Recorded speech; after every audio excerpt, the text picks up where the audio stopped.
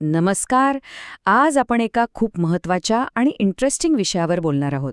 तो म्हणजे आपल्या मुलांना सक्षम कसं बनवायचं. आणि यासाठी आपण प्रेरणा घेणार आहोत जपानच्या पालकत्वाच्या काही अनोख्या पद्धतींमधून. चला, एका अगदी रोजच्या प्रसंगाने सुरुवात करूया. विचार करा, घरात लहान मुलाच्या हातून ज्यूस सांडला तर आपली पहिली रिॲक्शन काय असते? बहुतेक वेळा काय होतं, काहीतरी सांडतं आणि पालक म्हणून आपण लगेच मदतीला धावून जातो आणि स्वतःच ते साफ करतो. ह्याला म्हणतात बचाव करण्याची सहज प्रवृत्ती. हे अगदी नॉर्मल आहे, नाही का? पण आपल्याला कळतही नाही आणि आपल्या या चांगल्या हेतूने केलेल्या कृतीचा एक वेगळाच परिणाम होतो. त्या काही सेकंदांमध्ये मूल हे शिकतं की अरे वा, माझ्या चुका माझी जबाबदारी नाहीत. ते स्वतःहून प्रॉब्लेम सॉल्व्ह करण्याऐवजी एक पॅसिव्ह ऑब्झर्व्हर म्हणजे एक निष्क्रिय निरीक्षक बनायला शिकतं. मग आता यावर उपाय काय?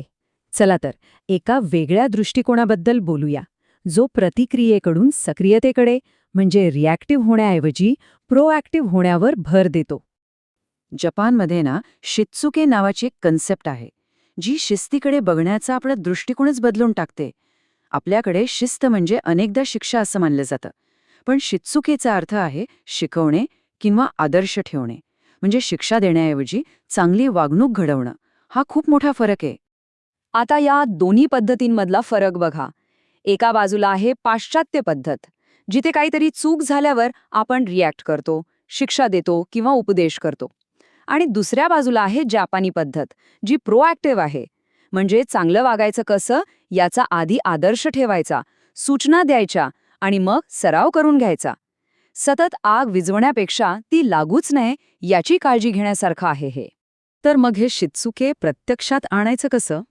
हे तत्वज्ञान 3 मुख्य आणि एकदम प्रॅक्टिकल स्तंभांवर म्हणजे पिलर्सवर उभा आहे, जे कोणीही वापरू शकतो.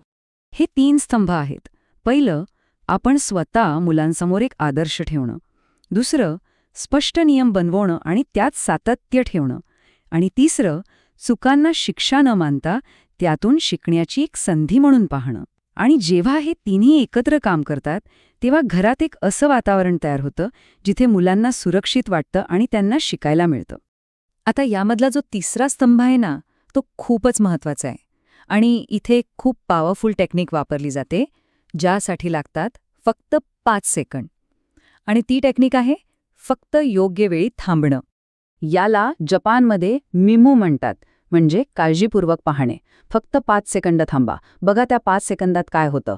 पहिला सेकंद ज्यूस सांडतो. दुसरा सेकंद मुलाच्या लक्षात येतं. तिसऱ्या सेकंदाला त्याचा मेंदू पॅसिव्ह मोडमधून ॲक्टिव्ह मोडमध्ये जातो. चौथ्या सेकंदाला तो विचार करतो की आता काय करायचं. आणि 5व्या सेकंदाला तो स्वतःहून कृती करायचं ठरवतो.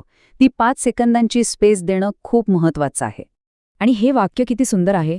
संघर्ष म्हणजे धोका नाही, तो विकास आहे. म्हणजे मुलांना जो थोडासा त्रास होतो, जी निराशा येते, ती खरं तर त्यांच्या मेंदूच्या विकासासाठी गरजेची असते. त्यातूनच त्यांची समस्या सोडवण्याची क्षमता वाढते. आता इंटरेस्टिंग गोष्ट ही आहे की हे सगळं फक्त घरापुरतं मर्यादित नाही, तर संपूर्ण समाजातच या गोष्टी कशा विणलेल्या आहेत ते बघूया. जपानच्या शाळांमध्ये पहिल्या काही वर्षांमध्ये ज्ञानापेक्षा चारित्र्य आणि चांगल्या सवयींवर जास्त फोकस असतो. विचार करा, 4थीपर्यंत परीक्षाच नाही. मुलं स्वतः आपली शाळा स्वच्छ करतात, सगळ्यांसोबत मिळून काम करतात. यातूनच तर जबाबदारी आणि टीमवर्कची भावना वाढते. ही एक कमेंट बघा किती छान आहे की जपानमध्ये प्रत्येक मोठी व्यक्ती लहान मुलांशी आदराने वागते आणि त्यांच्या चांगल्या वागणुकीचं कौतुक करते. आणि हेच महत्त्वाचं आहे, जेव्हा अख्खा समाज तुम्हाला सपोर्ट करतो तेव्हा ती मूल्य मुलांमध्ये आपोआप रुजतात. पण प्रत्येक गोष्टीला 2 बाजू असतात, बरोबर? तर या पद्धतीचे काही फायदे आहेत, तसंच काही तोटेही आहेत. एकीकडे सामाजिक जबाबदारी आणि शिस्त वाढते, पण दुसरीकडे व्यक्ती स्वातंत्र्यावर थोडी गदा येऊ शकते. सगळ्यांसारखं वागण्याचा, जुळवून घेण्याचा दबाव येऊ शकतो, ज्यामुळे मानसिक ताण हे येऊ शकतो. मग आता प्रश्न येतो की हे सगळं आपल्यासाठी कसं महत्त्वाचं आहे. ही जपानमधली तत्त्व आपण आपल्या घरात, आपल्या कल्चरनुसार कशी वापरू शकतो? तर या सगळ्यामधून आपण काही सोपे, महत्त्वाचे मुद्दे घेऊ शकतो. जसं की मुलांना रोजची छोटी छोटी कामं देऊन जबाबदारी शिकवणं. तो 5 सेकंदांचा पॉज लक्षात ठेवणं. चुकांना अपयश न मानता शिकण्याची संधी मांडणं. आपण स्वतः शांत आणि आदरपूर्वक वागून त्यांच्यासमोर आदर्श ठेवणं. आणि एक निश्चित रुटीन तयार करणं, ज्यामुळे मुलांना सुरक्षित वाटतं. आणि शेवटी एक प्रश्न उरतो जो आपण स्वतःला विचारायला हवा. पालक म्हणून आपलं अंतिम ध्येय काय आहे?